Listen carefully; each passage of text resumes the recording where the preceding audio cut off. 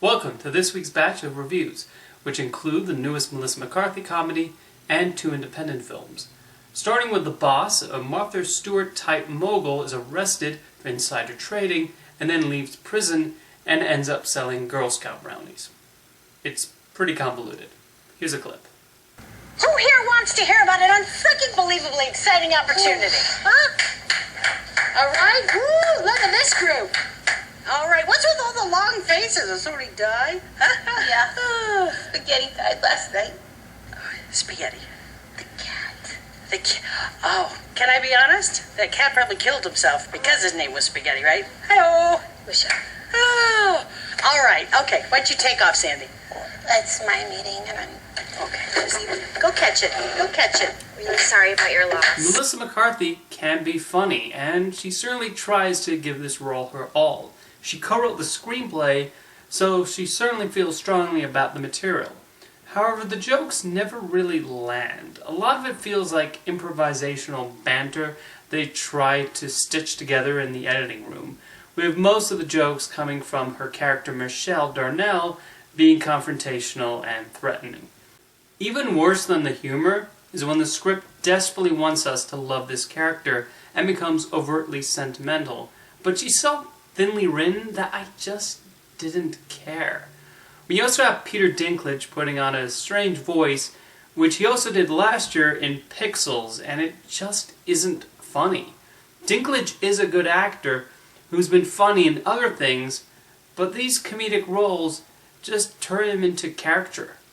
Actually, everyone is a character in The Boss, and not one bit of dialogue sounds natural.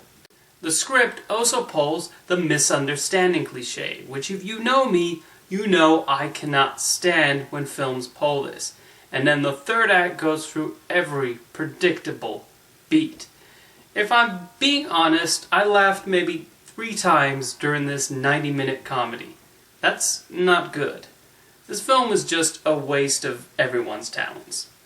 Next up is the newest film from Jean-Marc Vallée, starring Jake Gyllenhaal as a man grappling with the death of his wife.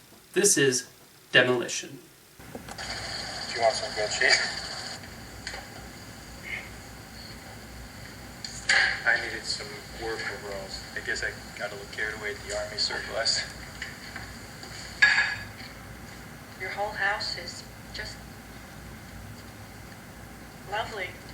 Aside from the appliances, it's the kind of house people dream of living in. I hate this house.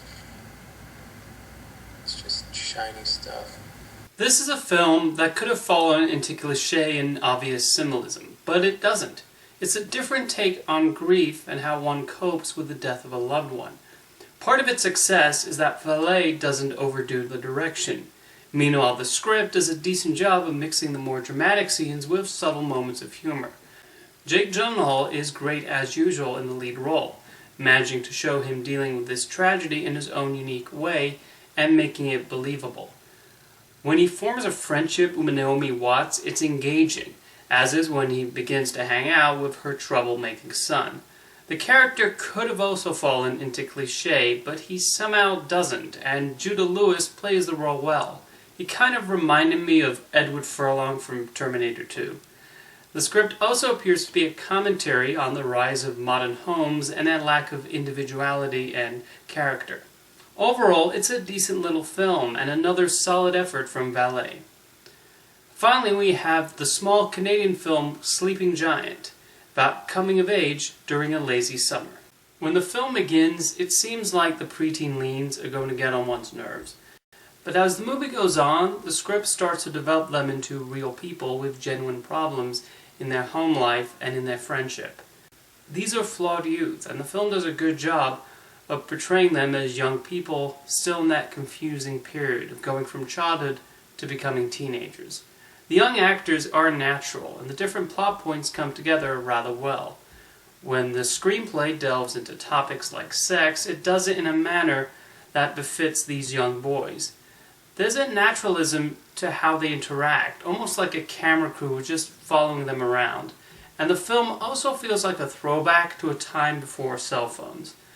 Although I was bothered by the occasional shakiness of the camera. Otherwise, if you want a different and more low-key film about the troubles of youth, I do recommend Sleeping Giant. Thank you for watching this week's reviews, and I'll see you next time.